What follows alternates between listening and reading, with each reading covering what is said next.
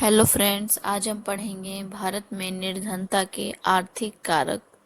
ठीक है, तो जैसा कि हमने पिछले वीडियो में सामाजिक कारक के बारे में पढ़ा है, तो आज का हमारा टॉपिक है वो है आर्थिक कारक, इकोनॉमिक फैक्टर्स। तो आर्थिक कारक वह है जो मानव से संबंधित जितनी भी आवश्यकताएं होती हैं, ठीक है, उनकी पूर्ति में अभाव होता है।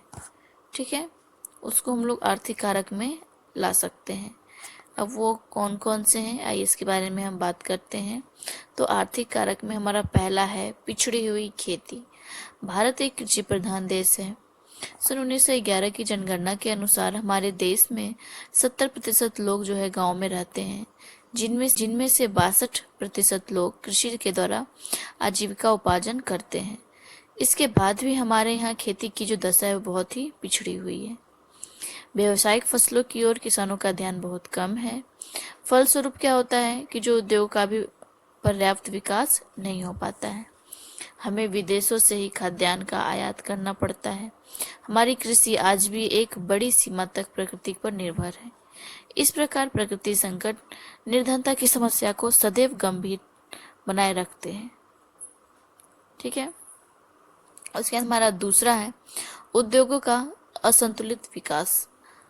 भारत में निर्धनता का एक प्रमुख कारण उद्योगों का असंतुलित विकास है। यहाँ 20वीं शताब्दी के आरंभ से ही बड़े बड़े उद्योगों की स्थापना हुई, जिसके फलस्वरूप क्या हुआ, कुटीर उद्योग धंधों में लगे लाखों लोगों के सामने निर्धनता और बेकारी की समस्या उत्पन्न हो गई। उद्योगों के विकास के साथ कच्चे माल के उत्पादन में अधिक वृद्धि नहीं हो सकी।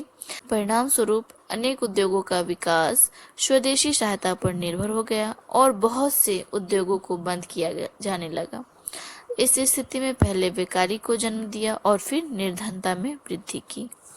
ठीक है, उसके बाद हमारा तीसरा है योग्य उत्पादकों की कमी। भारत में ऐसे उद्यमियों की कमी है जो नए उद्योगों का आरंभ करने की जोखिम उठा सके।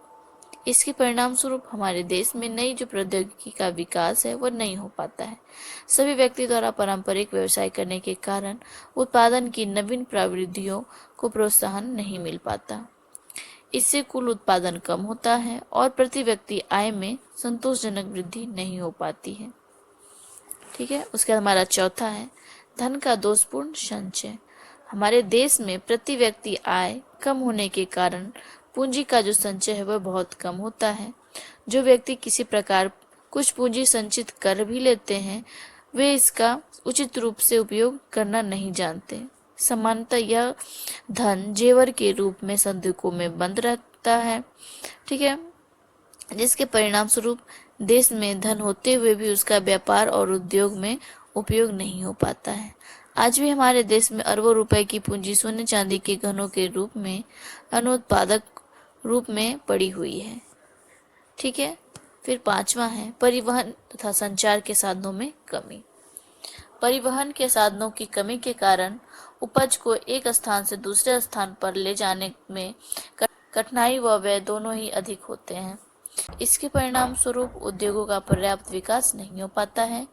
इसके अतिरिक्त संचार के साधनों में कमी होने के कारण ग्रामीणों को उचित मंडी और बाजार भाव की सही जानकारी नहीं मिल पाती है।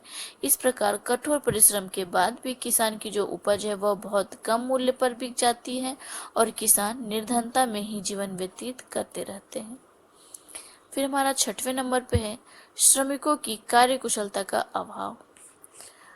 भारतीय श्रमिक की कार्य कुशलता कम होने के कारण उत्पादन तो कम होता ही है, साथ ही इस उत्पादन की किस्म भी अच्छी नहीं हो पाती है।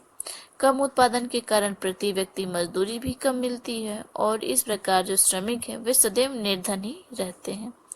फिर हमारा सातवां है प्राकृतिक प्रकोप। हमारी अर्थव्यवस्था प्रकृति पर बहुत अधिक निर्भर है। प्राकृतिक प्रकोपों का सामना करने के पर्याप्त साधनों का न होना ही हमारी निर्धनता का एक प्रमुख कारण है।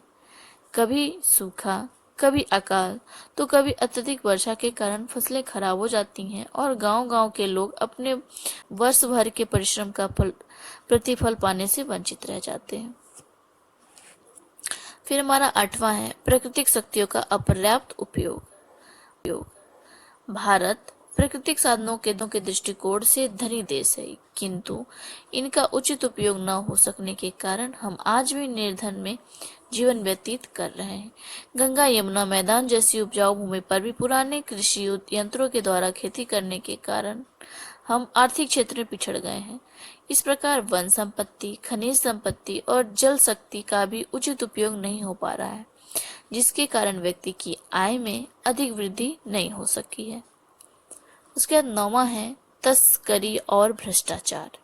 यह सच है कि स्वतंत्रता के बाद विकास कार्यक्रमों तथा कानूनों की सहायता से भारत में अधिक क्षेत्र में बहुत अधिक प्रगति की, लेकिन इस अवधि में भी तस्करी और भ्रष्टाचार में भी अभूतपूर्व वृद्धि हुई है। सन 2011 में भ्रष्टाचार के इतने अधिक बड़े बड़े कांड हुए हैं कि इस वर्ष को भ्रष्टाचार का वर्ष ही कह दिया जाता है। तस्करी के कारण आर्थिक नीतियां सफल नहीं हो पाती हैं, जबकि आयकर, बिक्री कर, उत्पाद कर और अनेक दूसरे करों की चोरी के कारण सरकार की आय बहुत कम पड़ जाती है। इसके फलस्वरूप नए कारों की संख्या में वृद्धि होती है, जिसका सबसे प्रतिकूल प्रभाव उस मध्य वर्ग पर पड़ता है जो आर्थिक रूप से पहले ही कमजोर था। इससे सामान्य निर्धनता में और अधिक वृद्धि होती है। ठीक है, तो हमारा अगला टॉपिक होगा निर्धनता के राजनीतिक कारक।